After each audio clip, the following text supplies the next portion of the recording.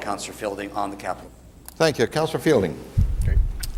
Thank you, Mr. Speaker. I'm very pleased to introduce the amended 2010 capital budget. Further to what Mayor Kate said, I do want to thank our administration, Glenn Lobenstein and Mike, Joanne, and Betty for all your hard work and professionalism. It's been an honor to work with you. You do a great job for us. This is a budget, the 2010 capital budget, that really focuses on our core areas of priority. It invests $430 million in our core areas.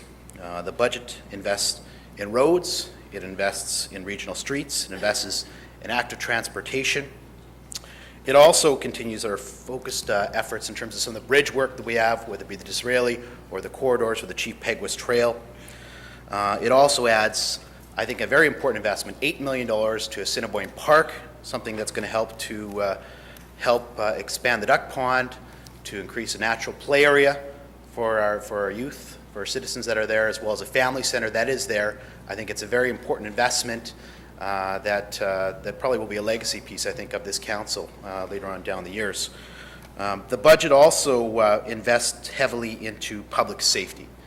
When I'm talking about public safety, I'm talking about the police helicopter. This is something that I very much am supportive of. I think that it's something that the Chief of Police very much supports. Our provincial government, the New Democratic government here in the province of Manitoba. But as we go a little bit further into this, I just want to quote a couple things that the Chief of Police, the top law enforcement personnel has talked about.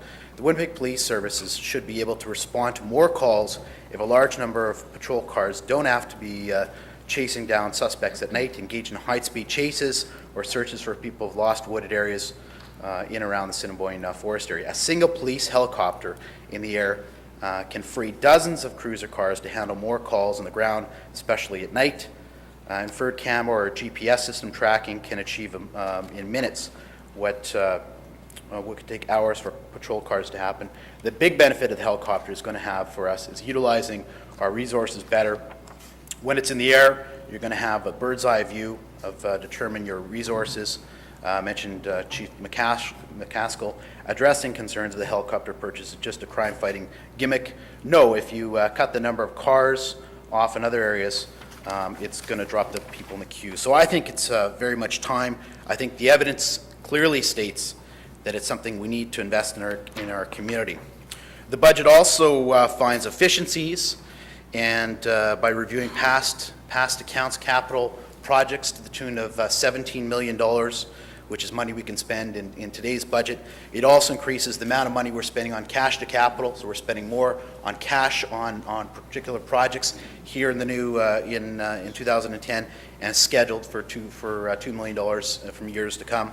It also looks at innovative ways to fund projects in this year, as opposed to pushing projects up. They're going to happen later in the year, which I think makes sense a lot for taxpayers. You're going to save 6% in terms of construction inflation that is there. So I'm going to maintain the majority of my comments for after I hear what our good councillors here have to say about the budget, but I do very much believe that it's a strong, focused budget that focuses on our key priority areas, and with that, I will introduce it and respond back at the end. Thank you. Thank you. Council, we have three motions.